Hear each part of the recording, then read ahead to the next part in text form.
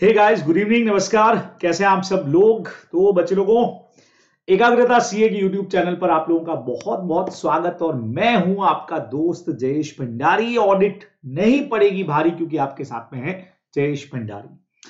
तो देखिए, इस वक्त में एकाग्रता की जो पूरी टीम है वो बहुत सारी चीजें आप लोगों के लिए लेकर के आ रही है। फास्ट ट्रैक बैच आज से हमारे स्टार्ट भी हो चुके हैं।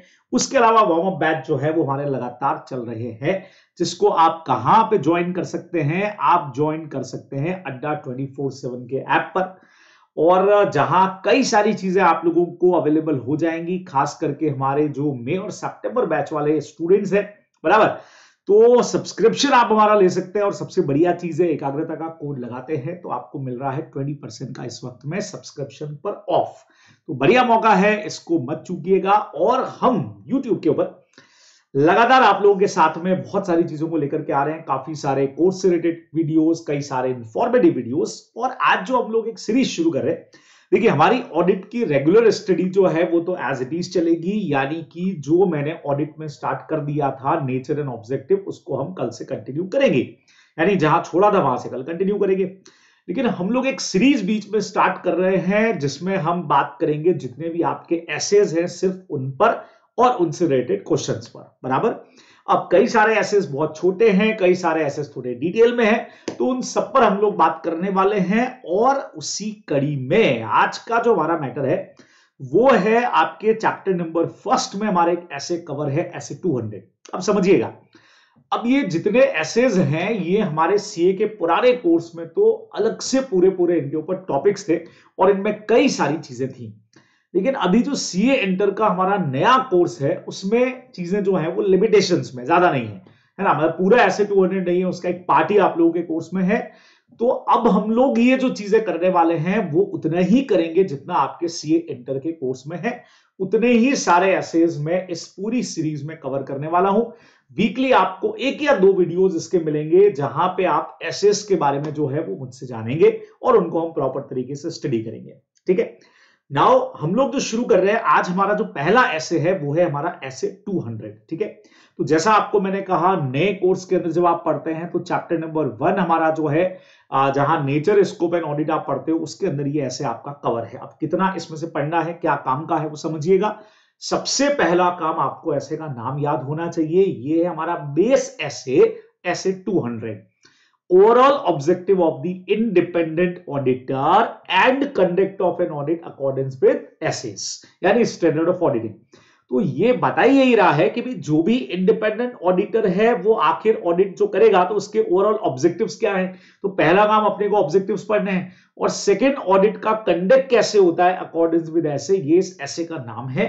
अब नए कोर्स में दो ही चीजें इसके अंदर बहुत इंपॉर्टेंटली आपके कोर्स में है। पहला नंबर तो, आखिर जब नाम ही ओवरऑल ऑब्जेक्टिव है तो भाई इसके ऑब्जेक्टिव क्या है। अच्छा, ये ऑब्जेक्टिव ऐसे हैं कि ओवरऑल हर चैप्टर में आप लोगों के लिए काम में आने वाले है ना। तो आपको पहला काम ये करना है बच्चे लोगों कि एक तो ऐसे का नंबर आपको हमेशा याद होना चाहिए कि भैया ऐसे 200 है। ठीक है, और इसका नाम याद करिएगा, बड़ा नाम है लेकिन याद हो जाता है, overall objective of the independent auditor and conduct of an audit according with standard on auditing. तो आपको नाम आराम से याद इसका हो जाता है, 2-3 बार लगातार बोलेंगे तो नाम याद होगा। अब बात करते हैं कि भाई जो भी ऑडिट होगी तो आखिर उसके ऑब्जेक्टिव्स क्या है, ओवरऑल ऑब्जेक्टिव क्या है ऑडिटर का। तो पहला ऑब्जेक्टिव उसका यहां से है, टू ऑब्टेन रीजनेबल एश्योरेंस। समझिएगा, अब कोई भी ऑडिटर 100% एश्योरेंस कभी भी नहीं देगा कि भाई फाइनेंशियल स्टेटमेंट एकदम सही है। उसके पीछे का लॉजिक भी यही हमको दे रखा है। There are some inherent limitations, जो अभी हम पढ़ने वाले हैं, जो इसका सेकंड हमारा इंपॉर्टेंट पार्ट होगा। ठीक है, तो पहला पार्ट कहता है to obtain reasonable assurance. Auditor जो है वो एक रीजनेबल एश्योरेंस ऑब्टेन करेगा वेदर द फाइनेंशियल स्टेटमेंट मतलब हमारा पीएनएल हो गया, बैलेंस शीट हो गया, या एनपीओ तो इनकम और एक्सपेंडिचर हो गया, कैश फ्लो हो गया, नोट्स टू अकाउंट्स हो गए, as a whole are free from material misstatement. अब सर मटेरियल मिसस्टेटमेंट क्या होता है, इस पर अभी बात करूंगा आप लोगों से मैं, बराबर। तो पहला ऑब्जेक्टिव क्या है, whether the financial statement as a whole are free from material misstatement whether due to fraud और एरर। ठीक है, तो पहले इतने पे बात कर लेते हैं। तो हमने कहा सबसे पहले ऑडिटर जो है एक्सप्लेनेशन का, एनालिसिस का पहला पॉइंट कहता है कि भैया रीजनेबल एश्योरेंस आपको मिलेगा। ठीक है, अब रीजनेबल एश्योरेंस और एब्सोल्यूट एश्योरेंस में डिफरेंस है। एब्सोल्यूट एश्योरेंस का मतलब होता है 100% आप दे रहे हो गारंटी कि भैया फाइनेंशियल स्टेटमेंट बिल्कुल ही सही होंगे, लेकिन ऐसा यहां पे नहीं होगा। Absolute assurance is a complete assurance or a guarantee that financial statement are free from material misstatement, जबकि रीजनेबल एश्योरेंस कंप्लीट गारंटी तो नहीं होती है, ठीक है, लेकिन अपने आप में ये भी एक हाई लेवल का एश्योरेंस जरूर होता है जो ऑडिटर प्रोवाइड पहले तो ऑब्टेन करता है, फिर अपने यूजर्स को प्रोवाइड करेगा, ठीक है। अच्छा, फिर एक वर्ड आया था कि भाई टू ऑब्टेन एब्सोल्यूट एश्योरेंस या sorry to obtain reasonable assurance that financial statement are free from material misstatement, ठीक है ना। अब मिसस्टेटमेंट क्या होता है? मटेरियल वर्ड का मतलब तो हो गया इंपॉर्टेंट। अब मिसस्टेटमेंट का मतलब समझना, डिफरेंस बिटवीन, किसके बीच का difference? Amount, classification, presentation and disclosure जो रिक्वायर्ड था, लॉ से जो रिक्वायर्ड था बराबर से, और जो आपने एक्चुअल के अंदर लिखा, what ever done and what is required, यानी जो होना चाहिए था और जो हुआ उसके बीच के डिफरेंस को हम लोग बच्चों मिसस्टेटमेंट बोलते हैं, यानी रिपोर्टेड और रिक्वायर्ड के बीच का डिफरेंस, ठीक है। अच्छा, जो किसी भी एंटिटी के फाइनेंशियल रिपोर्टिंग फ्रेमवर्क के हिसाब से रिक्वायर्ड था, यानी जैसा होना चाहिए था और जैसा आपने रिपोर्ट किया, जैसा आपने लिखा, उनके बीच का जो डिफरेंस है वो हमारा सिंपली क्या कहलाता है बच्चों? मिसस्टेटमेंट। अब हमने कहा सर ये एफआरएफ क्या चीज है, तो पहले एफआरएफ पे लाता हूं, फिर आपको वापस मिसस्टेटमेंट पर लेकर के आऊंगा। फाइनेंशियल रिपोर्टिंग फ्रेमवर्क का मतलब system of preparation and presentation of financial statement, है ना। जैसे कंपनीज के जब आप अकाउंट्स बनाते हो तो आपके कोर्स में शेड्यूल 3 दे रखा है बच्चे लोगों, सबको पता है। तो वहां उनका बैलेंस शीट और पीएनएल का परफॉर्मा वहां दे रखा है, उसी को हम बोलते हैं फाइनेंशियल रिपोर्टिंग फ्रेमवर्क। यानी फाइनेंशियल स्टेटमेंट को प्रिपेयर और प्रेजेंट करने का जो तरीका है, जो मैनेजमेंट अडॉप्ट कर रहा है, उसी को हम लोग क्या बोलते हैं? Financial reporting framework. तो फाइनेंशियल रिपोर्टिंग फ्रेमवर्क के हिसाब से जो आपको लिखना चाहिए था और जो आपने लिखा, उसके बीच का डिफरेंस हमारा कहलाता है मिसस्टेटमेंट, ठीक है। और 3 चीजों में हो सकता है। नंबर 1, अमाउंट को लेकर के समझिएगा। सपोज करिए हमने कोई परचेज किया, जो किया 10,000 का, लेकिन बाय मिस्टेक आपने परचेज 1 लाख रुपए का लिख दिया है। अच्छा, अब सुनना, ये जो परचेज 1 लाख रुपए आपने लिखा 10,000 की जगह, ये आइदर फ्रॉड की वजह से भी हो सकता है, एरर की वजह से भी, है ना। ट्रायल बैलेंस में तुमने पढ़ा है ना, तो हो सकता है गलती से हो गया, पर हमको तो चेक करना पड़ेगा। हो सकता है जानबूझ करके परचेज 1 लाख की लिखी हो ताकि एक्सपेंसेस बढ़ जाए, ताकि प्रॉफिट कम आए, ताकि टैक्स कम देना पड़े, ऐसी चीजें हो सकती है ना। तो जो रिक्वायर्ड था और जो आपने लिखा उसके बीच का डिफरेंस, इसका मतलब है मिसस्टेटमेंट हो गया। अच्छा, क्लासिफिकेशन समझना। सपोज करिए क्लासिफिकेशन में ऐसा हुआ कि कंपनी ने कोई भी मशीनरी परचेज करी, ठीक है ना, 10 लाख का मशीनरी परचेज किया, प्लस उस पर 50,000 का इंस्टॉलेशन का खर्चा हुआ, तो पूरा 10,50,000 कहां आना चाहिए बच्चे लोगों? सबको पता है बैलेंस शीट में आना चाहिए, लेकिन उन्होंने क्या किया? 10 लाख तो डाल दिया बैलेंस शीट में, और पीएनएल जो है वो जो 50,000 इंस्टॉलेशन के थे वो डाल दिए पीएनएल अकाउंट के अंदर, ठीक है। या ऐसा भी हो सकता था कि खर्चा तो रिपेयर का था, लेकिन उसको कैपिटल कॉस्ट के अंदर ऐड कर दिया। अब फिर से बोलूंगा, ऐसा फ्रॉड की वजह से भी हो सकता था और एरर की वजह से भी हो सकता था, मतलब जानबूझ के किया हो। फ्रॉड मतलब जो इंटेंशनली किया जाए, एरर का मतलब जो अनइंटेंशनली किया जाए, लेकिन अल्टीमेटली क्लासिफिकेशन को लेकर के रेवेन्यू का आइटम कैपिटल में, कैपिटल का रेवेन्यू में आपने डाल दिया, उसको बोलेंगे मिसस्टेटमेंट। प्रेजेंटेशन एंड डिस्क्लोजर, बच्चे लोगों आपने सुना हुआ है कि हमारे यहाँ पे कंटीजेंट लायबिलिटी होती है, बराबर, जो बैलेंस शीट के नोट्स टू अकाउंट्स पे डिस्क्लोज होती है। अगर उसको उन्होंने नहीं किया, कोई बड़ा लिटिगेशन चल रहा है, कोई केस चल रहा है, लायबिलिटी बनने वाली है, लेकिन उसको उन्होंने डिस्क्लोज नहीं किया, तो उसको भी हम क्या बोलेंगे? मिसस्टेटमेंट बोलेंगे। और ऐसा मिसस्टेटमेंट अगर इंपॉर्टेंट अमाउंट का है, इंपॉर्टेंट फैक्टर है, तो मटेरियल मिसस्टेटमेंट हो जाएगा। तो अब वापस आओ, पहला ऑब्जेक्टिव यही है, to obtain reasonable assurance about whether the financial statement as a whole are free from material misstatement due to fraud और एरर।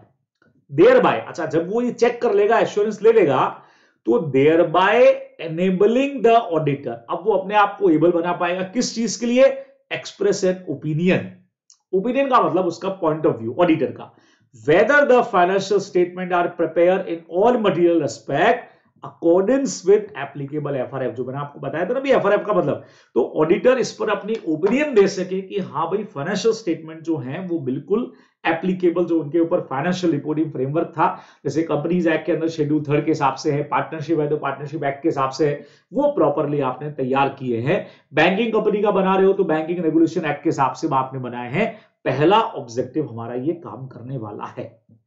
तो ये जो ऐसे अप्लाई 200 वाला, इसमें पहला इंपॉर्टेंट पार्टी क्या है कि आपके ऑब्जेक्टिव्स क्या हैं, तो to obtain reasonable assurance about whether the financial statement as a whole are free from material misstatement due to fraud और एरर, ठीक है, thereby enabling the auditor to express an opinion, किस बारे में opinion, on the financial statement are prepare, on whether the financial statement prepare. अच्छा, all material aspect नहीं भी याद रहा तो कोई टेंशन वाली बात नहीं है, सीधा सीधा सा prepare in accordance with applicable FRF, तो हमारा काम हो जाएगा।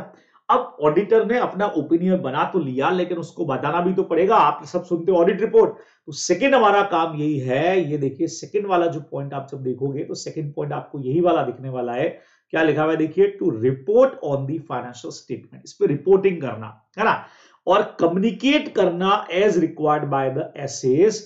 आगे हमारी एक सीरीज आएगी एसएस 700 की ऑडिट रिपोर्ट की, तो उसमें जो तरीका दिया हुआ है उसके हिसाब से हम कम्युनिकेट करेंगे in accordance with auditor findings, जो हमने ढूंढा उसके हिसाब से हम अपनी ओपिनियन बनाई और उसको हम रिपोर्ट कर देंगे, है ना। तो report on the financial statement and communicate करना। अब कम्युनिकेट कैसे होगा, as required by the SA, तो ऐसे 700 में दे रखा है। अभी हम 200 की सीरीज पे हैं, फिर 300, फिर 400, फिर 500, फिर 600 और 700 सीरीज के सारे एसेज हम लोग कवर करने वाले हैं। तो बच्चों पहला पॉइंट आप लोगों को ध्यान में रखना है कि भैया ओवरऑल ऑब्जेक्टिव क्या है, ठीक है। तो हम फिर से आपको क्लियर कर दूं, हम ऐसे 200 पे उतना ही पोर्शन तैयार कर रहे हैं जो आपके सीए इंटरमीडिएट के कोर्स में कवर है, और ये कहां कवर है, चैप्टर नंबर 1 में, ठीक है। तो ऑब्जेक्टिव पे बात हो गई, एकदम क्लियर हुआ माइंड में सबके, बिल्कुल याद हो गया है, ठीक है। अब इसके बाद आता है बच्चे लोगों इनहेरेंट लिमिटेशंस, बहुत जबरदस्त पॉइंट है। सर ये होती क्या है, देखो इनहेरेंट लिमिटेशंस वो लिमिटेशंस हैं जिनको ओवरकम नहीं कर सकते। सर ओवरकम नहीं कर सकते मतलब जिनसे आप बाहर निकल करके नहीं आ सकते भाई, जिनको दूर नहीं किया जा सकता, ये इनबिल्ट है, समझ रहे हैं, इनबिल्ट है। जो लिमिटेशंस रहेंगी रहेंगी, आप कितना ही कोशिश कर लें वो लिमिटेशंस को आप दूर नहीं कर सकते हो। द ऑडिटर कैन, और इन्हीं वजह से, इन्हीं लिमिटेशन की वजह से हम ऑडिट रिस्क को जीरो नहीं कर सकते। ऑडिट रिस्क जीरो का मतलब क्या होता है, ऑडिट रिस्क जीरो का दूसरा मतलब होता है कि आप एब्सोल्यूट एश्योरेंस ले लो, आप 100% गारंटी दे दो कि फाइनेंशियल स्टेटमेंट बिल्कुल सही है, मतलब ऑडिट रिस्क है ही नहीं, कोई रिस्क नहीं है, एकदम जीरो है, आपने एकदम सही काम किया है। वो एश्योरेंस आप नहीं दे पाओगे। क्यों नहीं दे पाओगे, बिकॉज ऑफ इनहेरेंट लिमिटेशंस। कुछ ऐसी लिमिटेशंस हैं जो हमारे ऑडिट के काम में ऑलरेडी इनबिल्ट हैं, है ना, और चाह के भी हम उनको दूर नहीं कर सकते, कम कर सकते हैं भैया, दूर तो नहीं कर सकते। और जब दूर नहीं कर सकते तो हम 100% गारंटी नहीं दे सकते। तो बच्चों अब सुनो, आपका क्वेश्चन इस पे बहुत बनता है, इनहेरेंट लिमिटेशन पे। ये लाइन आ जाएगी, auditor can not reduce audit risk zero by, या auditor can not obtain absolute assurance by, ठीक है। लिमिटेशंस क्या है, डायरेक्ट क्वेश्चन भी बन सकता है, ये आप समझाओ, ठीक है। या ये बन सकता है कि भी auditor have to obtain reasonable assurance by, ये भी पूछ सकते हैं कि रीजनेबल क्यों, एब्सोल्यूट क्यों नहीं। तो उसके पीछे का रीजन रहेगा हमारी इनहेरेंट लिमिटेशंस, जो आपको 5 टाइप की यहां पे देके रखी है ना, 5 टाइप का है, पांचों मुझसे समझिएगा, एकदम कंसेप्ट को माइंड में क्लियर करना। बच्चों सबसे पहला दिक्कत है नेचर ऑफ फाइनेंशियल रिपोर्टिंग, ठीक है। अच्छा ये टॉपिक अभी मेरी जो रेगुलर क्लास जो रिवीजन वाली हो रही है, जिसमें नेचर एंड ऑब्जेक्ट में ले रहा हूं, उसमें भी मैंने पूरा डिस्कस किया हुआ है। लेकिन अभी इस सीरीज में, ये एक सीरीज हमने शुरू किया है जिसमें हम सिर्फ पर्टिकुलरली एसेस के ऊपर ही बात करने वाले हैं, ठीक है।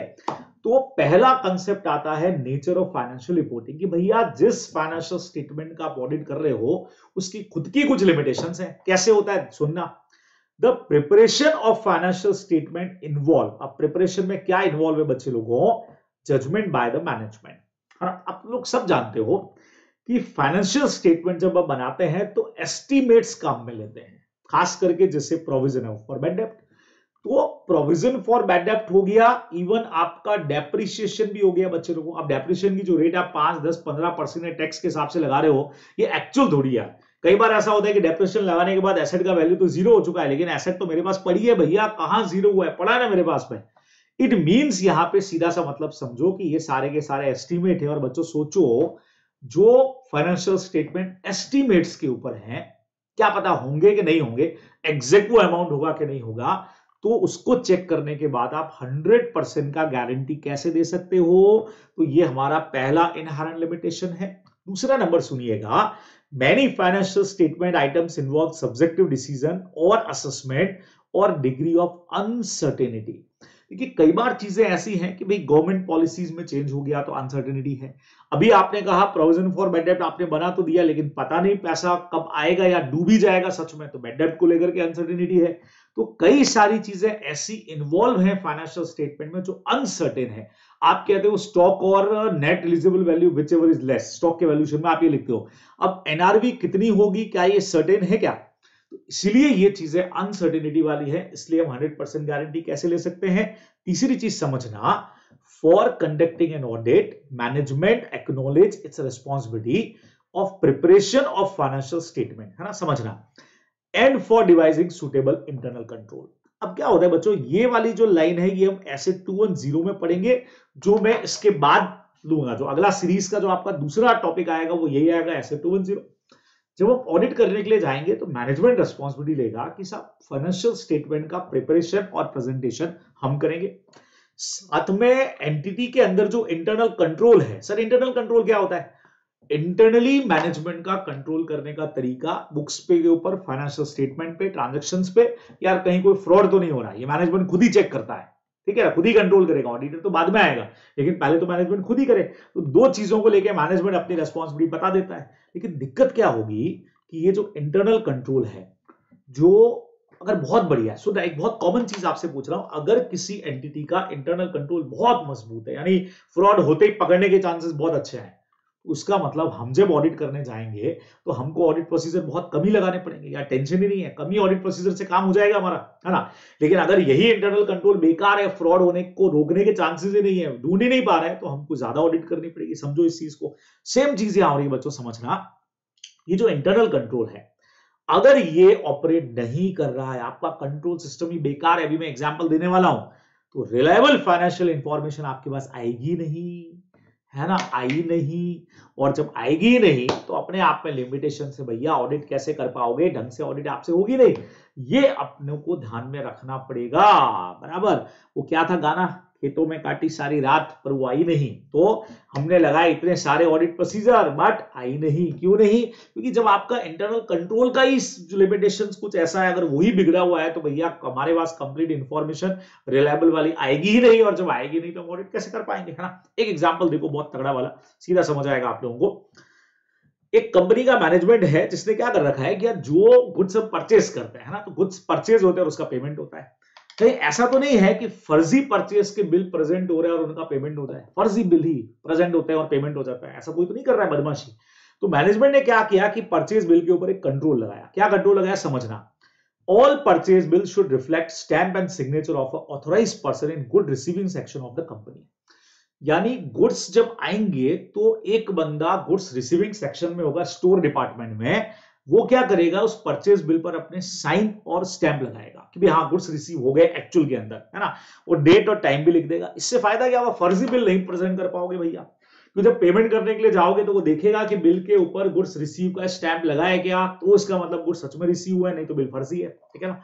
ये एक तरह का इंटरनल कंट्रोल लगाया ताकि कोई फर्जी बिल प्रेजेंट नहीं कर सके पेमेंट के लिए, समझ गए। पेमेंट तभी होगा जब गुड्स एक्चुअल के अंदर हमारे पास आएंगे, नहीं तो पेमेंट ही नहीं होगा भाई। अब सोचो, इंटरनल कंट्रोल सिस्टम तो बढ़िया है इनका, लेकिन कैसा हो कि जो अकाउंटेंट है, जो पेमेंट करता है, और जो गुड्स रिसीव को ऑथोराइज करने वाला बंदा है, वो एक ही हो जाए। यानी अकाउंटेंट ने एक फर्जी बिल बनाया, गुड्स रिसीव वाले ने उसके ऊपर स्टैंप लगा लिया और कंपनी से पेमेंट उठा लिया, दोनों ने आधा आधा बांट लिया। अब क्या करोगे भैया इंटरनल कंट्रोल का, बोलो, बच गई बैंड इंटरनल कंट्रोल की।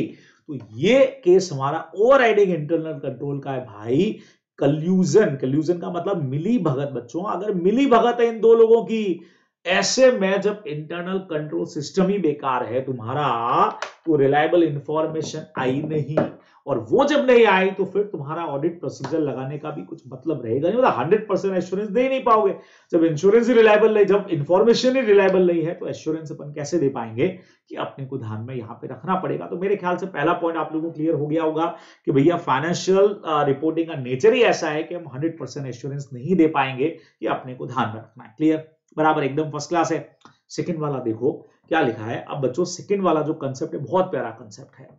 अब ये तो हुआ फाइनेंशियल रिपोर्टिंग के अंदर ही गड़बड़ है। अच्छा, हमारे खुद के ऑडिट में प्रॉब्लम है भैया, जो हमारे ऑडिट के मेथड से उनके अंदर भी कमियां हैं, दूर नहीं कर सकते उनको। देखो क्या कमी है बताता हूं आपको। अच्छा, इस पे क्वेश्चन बन जाएगा बच्चों लोगों को, ये वाली लाइन क्वेश्चन में आ जाएगी। There are practical and legal limitations, authority to obtain audit evidences, explain, ये 2 लाइनें आ जाएगी क्वेश्चन की, और आपको बोलेंगे एक्सप्लेन करो, तो ये पॉइंट्स आपको लिख देने। अब देखना पहला पॉइंट क्या लिखा है। नंबर 1 तो वही है जो भी अपन ने पढ़ा, मैनेजमेंट में नॉट प्रोवाइड इंटेंशनली और अनइंटेंशनली द कंप्लीट इंफॉर्मेशन जो रिलेवेंट है हमारे लिए। तो पहला दिक्कत हमारे ऑडिट की है कि हम खुद तो जाकर के कुछ ले नहीं सकते ज्यादा, हमको तो इंफॉर्मेशन मैनेजमेंट प्रोवाइड करेगा, और अगर मैनेजमेंट ही इंफॉर्मेशन नहीं प्रोवाइड करे तो हम ऑडिट कैसे करेंगे भाई, हमारा पहला दिक्कत। सेकंड नंबर समझना बच्चों, अगर मैनेजमेंट फ्रॉड कर रहा है, फ्रॉड अगर मैनेजमेंट कर रहा है, तो उसमें सोफिस्टिकेटेड और केयरफुली ऑर्गेनाइज स्कीम होती है। जैसे ऊपर वाले एग्जांपल को अपन यहां पे भी ले सकते हैं, मिली भगत कर लिया उन्होंने, ठीक है। तो आप सोचो जैसे सत्यम वाले केस में था, है ना, अगर मैनेजमेंट ने जानबूझ करके इंटेंशनली कोई चीज को फ्रॉड किया, तो मैनेजमेंट का फ्रॉड बहुत सोफिस्टिकेटेड होगा, केयरफुली, वेल प्लान। छोटा बड़ा फ्रॉड होता है, एम्प्लॉय का चोरी वोरी कर लिया, कोई चीज उठा के लेके चला गया, पकड़ में आ जाएगी। लेकिन भैया ये तो बहुत वेल प्लान तरीके से करते हैं, बहुत सोचा समझे तरीके से करते हैं, यार पकड़ना बहुत मुश्किल है हमारे लिए। तो therefore audit procedure used to gather audit evidences may be ineffective, है ना। तो सोचो आपकी जब वो केयरफुली फ्रॉड करेंगे तो हमारे लिए उसको डिटेक्ट करना बहुत मुश्किल हो जाएगा, और मुश्किल हो जाएगा तो एविडेंसेस ही नहीं मिलेंगे, तो ऑडिट कैसे करेंगे बच्चों। तो सोफिस्टिकेटेड या केयरली ऑर्गेनाइज फ्रॉड अगर है, अच्छा सबसे बड़ी बात, फ्रॉड कर कौन रहा है, और ये मैनेजमेंट खुद ही कर रहा है ना। यानी कि चौकीदारी चोर है, यहां लग सकता है, और कहीं लगे नहीं लगे, लेकिन यहां लग सकता है। चौकीदारी चोर निकल गया भाई, या तो हमारा मारे जाएंगे, हम करेंगे कैसे, मैनेजमेंट खुद ही अगर फ्रॉड में इन्वॉल्व है ना। वो क्या था, दिया तले अंधेरा, तो दिक्कत हो जाएगी, बराबर। अच्छा, देन उसके बाद में बच्चों, हम एज ऑडिटर जब आप चार्टर्ड अकाउंटेंट बनते हैं, तो आप कोई इस बारे में ट्रेंड या एक्सपर्ट पर्सन नहीं है कि डॉक्यूमेंट को ऑथेंटिक कर सके।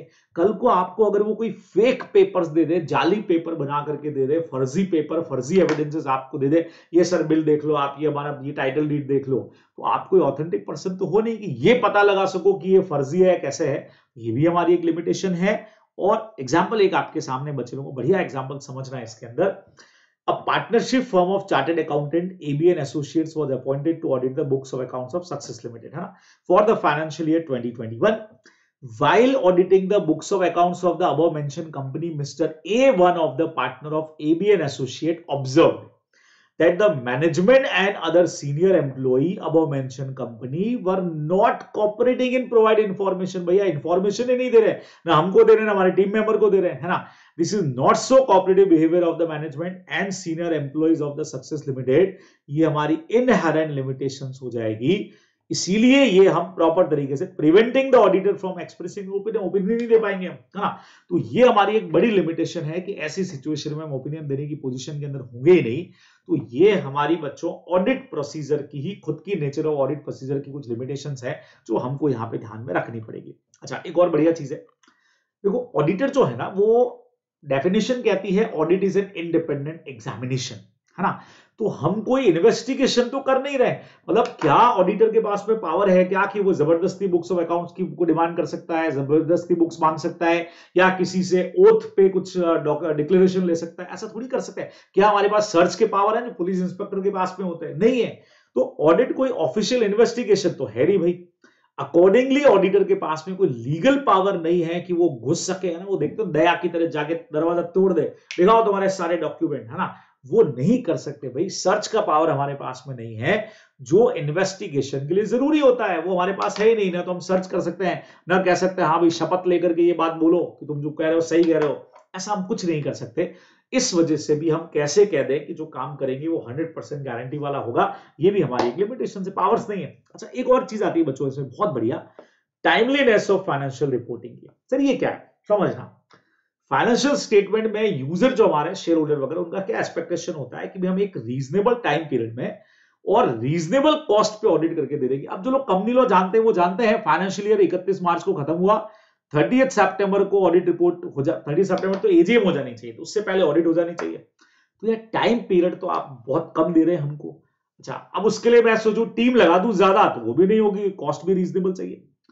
अब चूंकि कम टाइम पे सारा ऑडिट करना है, तो बच्चों ऑडिटर को काम में लेना पड़ेगा टेस्ट चेकिंग। टेस्ट चेकिंग मतलब सारी चीजों को चेक करने की जगह सैंपलिंग। तुम भी एग्जाम से पहले सैंपलिंग करते हो ना, सारे चैप्टर्स पढ़ने की जगह कुछ पढ़ लें, उनमें से भी कुछ और सेलेक्ट कर लें, सैंपल बेसिस के ऊपर यही खाली पढ़ के जाएं। तो जो कम पढ़ के जाएगा वो 100% एश्योरेंस कैसे दे पाएगा बच्चों? हमारे साथ भी ये दिक्कत है, हम सारी और बड़ी एंटिटीज की ऑडिट करेंगे तो हम सारी चीजों को नहीं चेक कर सकते, हमको टेस्ट चेकिंग करना पड़ेगा, है ना, क्योंकि सारी इंफॉर्मेशन को कवर करना ऑडिट में इम्प्रैक्टिकेबल है, पॉसिबल नहीं है। तो इसीलिए अब दिक्कत क्या होगा कि एक तरफ हमको रिलायबिलिटी वाली इंफॉर्मेशन भी, मतलब रिलायबल इंफॉर्मेशन भी देनी है, सेकंड नंबर हमारे पास कॉस्ट का भी पंगा है। इस वजह से बच्चों हम 100% एश्योरेंस देने की पोजीशन में नहीं होंगे, और ये रहेगा पंगा हमारे ऊपर। एक एग्जांपल देखो, an auditor who is conducting audit of a company since last 2 years, during these 2 years he has sought detailed information from management of the company regarding various matter। Third year की जब वो audit करने के लिए गया तो उसने सोचा यार पुरानी इंफॉर्मेशन पे ही भरोसा कर लेते हैं, जो सेकंड ईयर में ली थी उसने नया ऑडिट किया ही नहीं, टाइम बचाने के चक्कर में। और हो सकता है इस साल कुछ नया हैपन हुआ हो जो पहले में था ही नहीं, इस वजह से जो इंफॉर्मेशन आपने जिस पर भरोसा किया था वो रिलायबिलिटी को लॉस्ट कर जाएगा, अपनी वो रिलायबल इंफॉर्मेशन है ही नहीं, यहां पर पंगा कर जाएंगे। एक बहुत तगड़ा आपको एग्जांपल देता हूं। सपोज करो आप एक एंटिटी का ऑडिट कर रहे हैं, लगातार 3 साल आपको हो रहे हैं, और जब आप ऑडिट करने के लिए जाते हो तो एक बिल्डिंग भी है उनके पास में ना, बिल्डिंग है तो बैलेंस शीट में, तो आप जाते हो तो आप कहते हो भैया बैलेंस शीट के आप ही ओनर हो बताओ, तो वो हमेशा क्या करते हैं आपको टाइटल डीड दिखाते हैं, टाइटल डीड ओरिजिनल, है ना, जो वो रजिस्ट्री की कॉपी होती है ना वो आपको ओरिजिनल वाली हमेशा आप देखते हो, फोटोस्टेट काम की नहीं होती ना, ओरिजिनल देखते हो, तो आपको भरोसा हो जाता है कि बिल्डिंग इन्हीं की है। अब 3 साल से जब आप ऑडिट कर रहे हो, 4th ईयर में जब आप ऑडिट करने के लिए गए, फिर से उसी बिल्डिंग में गए, आपने कॉपी मांगी टाइटल डीड की, उन्होंने आपको फोटो स्टेट दिया, ठीक है, समझना। अब आपने कहा ये तो फोटो स्टेट है, उन्होंने आपको कन्विंस किया कि सर देखो बिल्डिंग आपके सामने दिख रही है, ये वही बिल्डिंग है, ठीक है। सेकंड नंबर, 3 साल से आप ओनरशिप के पेपर देख ही रहे हो, हमारी बिल्डिंग है, तभी तो हम अभी तक इसी के अंदर है। अब ओरिजिनल वाले पेपर जो हैं वो इस वक्त लॉकर के अंदर हैं, जो डायरेक्टर साहब के पास पड़े हुए हैं, डायरेक्टर घूमने गया है, दुबई चला गया है, लेट आएगा तो सर फोटो स्टेट देख लो। और आपने टाइम बचाने के चक्कर में उस पर रिलाय कर लिया कि ठीक है ना यार, कौन वेट करेगा, आपने तो कर दो, इतने साल से कर ही रहे। अब यहां पंगा क्या हो सकता है बच्चों, सुनना, उस एंटिटी ने उस बिल्डिंग को कर दिया था सेल। सर सेल कर दिया तो अभी भी ऑफिस उसमें कैसे, सेल करने के बाद उसी बिल्डिंग को रेंट पर ले लिया वापस, यूं का यूं। तो अब तक जो इनकी ओनरशिप वाली प्रॉपर्टी थी वो रेंटेड प्रॉपर्टी है, लेकिन ऑडिटर को तो पता ही नहीं चला। अच्छा, टाइटल डीड तो है नहीं कंपनी के पास में, वो तो जा चुकी है, पुरानी टाइटल डीड की फोटो स्टेट करवा के रख ली कि ऑडिटर आएगा तो अब दिखा देंगे। तो उन्होंने अपना जितना प्रॉफिट कमाया बिल्डिंग सेल पे वो पूरा गायब कर दिया, और हर महीने का जो रेंट भी पे कर रहे हैं वो भी उन्होंने गायब कर दिया। तो ये, अच्छा हमने क्यों भरोसा कर लिया, टाइम बचाने के चक्कर, पिछले साल तक ऑडिट हम ही कर रहे थे ना, तो हमने सब देखा वही है। यहां आकर के बच्चों भारी पंगा हो जाएगा, ये अपने को ध्यान में रखना चाहिए, ये भी हमारी लिमिटेशन है। और लास्ट लिमिटेशन हमारी फ्यूचर इवेंट आ गया, फ्यूचर इवेंट और कंडीशन। अब देखो बच्चों, फ्यूचर क्या होगा वो अनसर्टेन हम जानते हैं, अभी तो हमने बोल दिया financial statement giving true and fair view, लेकिन कल को बैलेंस शीट बंद होने के बाद में ऑडिट रिपोर्ट देने तक अगर सब्सिक्वेंट इवेंट में कुछ ऐसा हो गया जिसका सीरियसली इफेक्ट बिजनेस पे आ जाए, उसके बारे में हम कुछ नहीं कह सकते, है ना। एडवर्स इवेंट में seriously affect ability of entity to continue business. कल को कोई बड़ा केस इन पे चल रहा था, जैसे मैगी पे बैन लगा वैसे बैन लग जाए, कोई गवर्नमेंट का लॉ चेंज हो जाए, कब एंटिटी बंद हो जाएगा ये आप कैसे कहेंगे। उसके अलावा बच्चे लोगों, मार्केट का कंडीशन चेंज हो जाए, है ना, कोई नया बिजनेस मॉडल आ गया, कोई बड़ा कॉम्पिटिटर आ गया, आपका बिजनेस का जो मेन प्रोडक्ट था उसी पे बैन लग गया, तो कुछ भी कहीं पर भी हो सकता है। अगर ऐसा सब कुछ हो गया तो ऑडिटर 100% एश्योरेंस कैसे देगा कि यार एकदम ट्रू एंड फेयर है, फाइनेंशियल पोजीशन बढ़िया है। तो दीज आर सम लिमिटेशंस जो आपने को ध्यान में रखनी है ना। तो ऐसे 200 के अंदर देखो क्वेश्चन क्या बनता है, देयरफॉर इनकी वजह से auditor cannot provide a guarantee that financial statement are free from material misstatement due to fraud or error. इसलिए हम 100% गारंटी नहीं दे सकते because of these 5 inherent limitation. तो पहला लिमिटेशन बच्चों नेचर ऑफ फाइनेंशियल रिपोर्टिंग हो गया, ठीक है। दूसरे नंबर पे हमारा ऑडिट प्रोसीजर हो गया है। तीसरे नंबर पे not investigation, not nature of investigation. फिर हमारा टाइमलीनेस एंड कॉस्ट वाला पॉइंट हो गया और लास्ट वाला हमारा फ्यूचर इवेंट हो गया। तो आप लोगों के इस वक्त इंटर के कोर्स में ऐसे 200 का इतना ही मैटर जो है वो कवर है जो क्वेश्चन बनाता है, ठीक है। अच्छा, कई लोग इसमें निमोनिक्स तैयार कर सकते हैं, मेमोरी टेक्निक्स बराबर। तो अगर आपको भी कोई मेमोरी टेक्निक इसका पता है ना, तो बच्चे अक्सर बताते रहते हैं, तो मुझे आप कमेंट के अंदर लिखेंगे यहाँ पे कि सर ये जो 5 इनहेरेंट लिमिटेशन है इनको पढ़ने का हमारे पास में एक तरीका है सर, ठीक है। वो तरीका हम यहाँ पे इस्तेमाल कर सकते हैं सर, उससे हमारा काम हो जाएगा। तो ऐसा कुछ अगर आपके पास में है तो आप बिल्कुल यहाँ पे मेरे साथ में वो डिस्कस कर सकते हैं, मतलब आप नीचे कमेंट के अंदर मुझे जरूर बता देंगे बराबर से। तो ये हमारा सारा पॉइंट था बच्चों इनहेरेंट लिमिटेशंस वाला, जो आप लोग ध्यान में रखने वाले हैं, ठीक है। तो ऐसे 200 फर्स्ट चैप्टर का हमारा एक बहुत इंपॉर्टेंट कंसेप्ट है और उसके अलावा कई सारे दूसरे चैप्टर्स में भी आपके काम आएगा। तो करना क्या है, ऐसे का नंबर याद रखना है, सेकेंड नंबर ऐसे का नाम याद रखना है, तीसरा नंबर हमारे 2 ऑब्जेक्टिव्स हैं जिन पे आपको फोकस करना है, और देन उसके बाद इनहेरेंट लिमिटेशंस के हमारे ये जो 5 पॉइंट है इनको अच्छी तरह से तैयार करके आपको जाना चाहिए, ठीक है बराबर। चलिए जी, तो ऐसे की जो सीरीज है वो इसी तरह से चलती रहेगी और हर सीरीज में एक ऐसे और पूरा हम जितने भी ऐसे थे पूरा उसका एक प्लेलिस्ट सेटअप बना लेंगे, जिससे आप ऐसे जब पढ़ना चाह रहे होंगे तो आपको बहुत बड़ी यहाँ पे हेल्प मिल जाएगी, ठीक है। तो मैं फिर से कह देता हूं कि भाई हम पूरा यहाँ पे कवर नहीं कर रहे हैं बच्चे लोगों बराबर, जितना इस वक्त में आप लोगों के कोर्स में है उतना ही इंक्लूड किया जा रहा है ऐसे, ठीक है, खास करके सीए इंटर बराबर। क्लियर हो गया। चलिए जी, तो बच्चे लोगों इस वक्त जैसा आपको मैंने कहा कि आज से हमारे फास्ट ट्रैक बैच चालू हो चुके हैं। मई और सितंबर वाले जो हैं वो अड्डा 24/7 के ऐप पर हमारे साथ में जुड़ सकते हैं। हमारी fast track batch first group का स्टार्ट हो चुका है आज से ही, और सेकेंड ग्रुप का जो है वो स्टार्ट होगा 17 फेब से। तो आप बिल्कुल उसको ज्वाइन करिए। इस वक्त में अगर आप एकाग्रता कोड यूज करते हैं तो 20% का ऑफ भी आपको मिलने वाला है बराबर। चलिए बच्चे लोगों, फिर मुलाकात होती है, तब तक के लिए tata bye bye, take care.